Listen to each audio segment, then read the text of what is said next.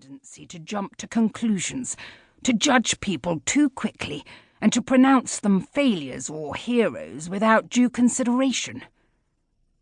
At the same time, Charles takes a droll delight in some of the more goonish characters hidden within the foliage of his family tree.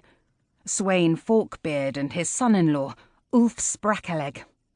Wig, the son of Freyawain, the son of Frithega, the son of Brand, the son of Baeldeg, and similar characters surely derived from an ad-lib Saxon patter-book.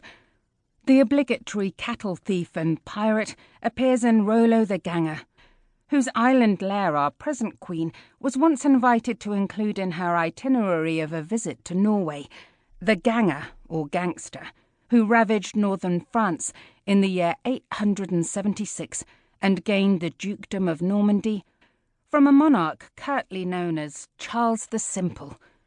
There is also the shade of William Longsword, his sword of insufficient length to prevent his own murder, and the merry ghost of King Cole, or Ciol, who reigned in Wessex for a genial 4 years. Among the unlikely ladies, we find Melisande, Queen of Jerusalem, the second wife of one of Prince Charles's Plantagenet forebears. And then there is the far-roaming Githa, elder daughter of the King Harold who fell at Hastings in 1066, from whom, in turn, Prince Charles is reckoned 32nd in descent. After various wanderings, Githa married the improbably named Vladimir Monomac, Great Prince of Kiev, and it may be true that when Princess Anne defended her European riding title at Kiev, Prince Charles lightly enjoined his sister to pay her respects to great, many times grandmamma, for Githa is buried there.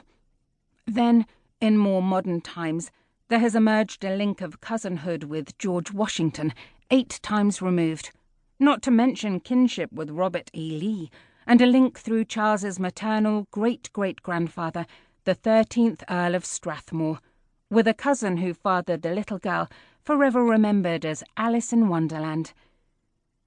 In the Wonderland of the genes, the Prince of Wales is also, through his maternal grandmother and all his Bowes-Lyon kith and kin, the most Scottish prince since Charles I, and perhaps the most English of princes since Henry VIII. Charles may claim to be the most democratic Prince of Wales ever bred. In the late Queen Mother's ancestry, only 4 generations removed, are Smiths and Tuckers, honest builders and farmers, and great-great-grandmamas of plain name such as Mary Carpenter and Charlotte Walsh, Frances Webb and Mary Brown. In contrast, Prince Philip's lesser-known and yet enlivening ancestry includes in the 18th century the handsome figure of the Duke Peter August, an imperial Russian field marshal who, being a widower at 31, served Catherine the Great, and served her so well that he swiftly rose to be Governor-General of Estonia.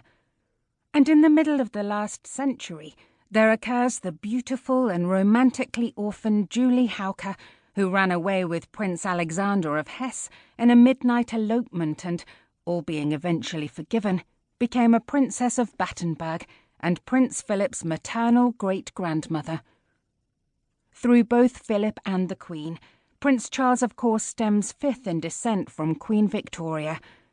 Yet in these strange days of ours, it has also been properly pointed out in a 1971-72 report from the Select Committee on Race Relations that since one of his parents was born outside the British Isles, and Prince Philip was undeniably born in Corfu, the Prince of Wales can, by definition, be classified as an immigrant. 2. She was frightfully pleased. One of the Queen's earliest intimates has chattily recorded of the days when Elizabeth awaited her first baby. It was what she wanted most. From a storeroom in Royal Lodge, her parents' Windsor retreat, she looked out the old high-slung pram, used in turn by both herself and Princess Margaret in babyhood, and when it had been refurbished and had arrived safely at Buckingham Palace, she wheeled it along the corridor, thoughtfully judging the wheels and balance and springing.